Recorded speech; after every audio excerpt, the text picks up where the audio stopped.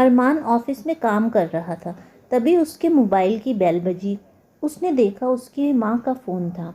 उसे गुस्सा आ गया। फ़ोन उठाकर वो बोला, आपको कितनी बार कहना पड़ेगा, ऑफिस टाइम के बाद फ़ोन किया करो मम्मी।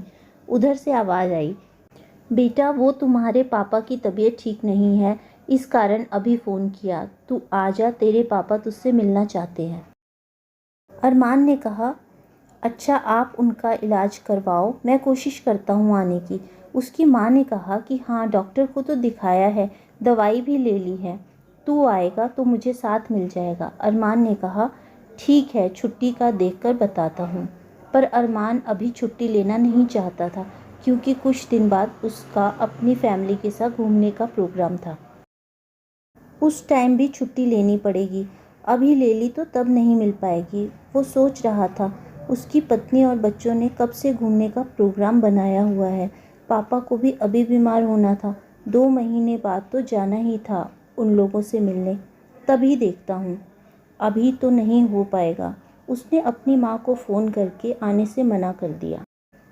वो घर गया तो उसने अपनी पत्नी को सब बताया कि पापा बीमार हैं, मम्मी बुला रही थी। उसकी पत्नी ने कहा, अरे ये तो सबको पता है कि हम इतने नज़दीक तो नहीं रहते कि बार बार आते जाते रहेंगे।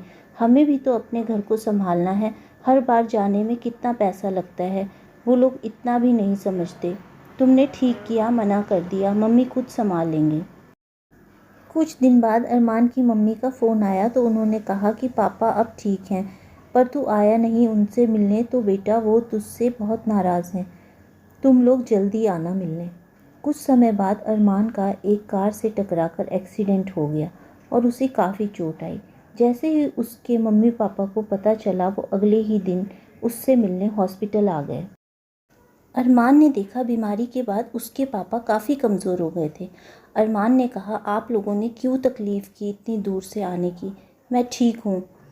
उसके पापा ने कहा, कैसी बात कर रहे हो बेटा, तुम 4 घंटे की दूरी इतनी भी नहीं कि हम तुम्हें यूं ही अकेले छोड़ दें। उसकी मम्मी ने कहा, बहू अकेले कैसे सब संभालेगी, तुम चिंता मत करो बेटा, अब हम यहीं हैं कुछ दिन तुम्हारे साथ। उसी समय अरमान के पापा ने कहा, बेटा मैंने तुम्हारे बैंक अकाउंट में पैसे ट्रांसफ़र किए हैं, तुम्हें अभी पैसों की ज़रूरत होगी। ये सब देखकर अरमान रोने लगा। उसे ये सोचकर बहुत शर्म आ रही थी कि जब उन्हें ज़रूरत थी तो उसने उनकी कोई मदद नहीं की। अरमान उन दोनों से माफ़ी मांगने लगा। उसकी पत्नी भी माफ़ी मांगने लगी। उन्होंने कहा, कोई बात नहीं बेटा, और उन्हें गले लगा लिया। कुछ ही दिनों बाद अरमान ठीक होकर घर आ गया।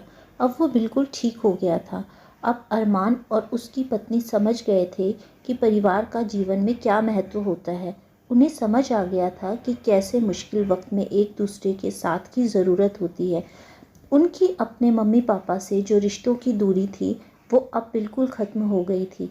वो सब अब साथ में बहुत खुश थे। तो दोस्तों, उम्मीद है आपको कहानी पसंद आई होगी। कमेंट करके बताएं कहानी कैसी लगी।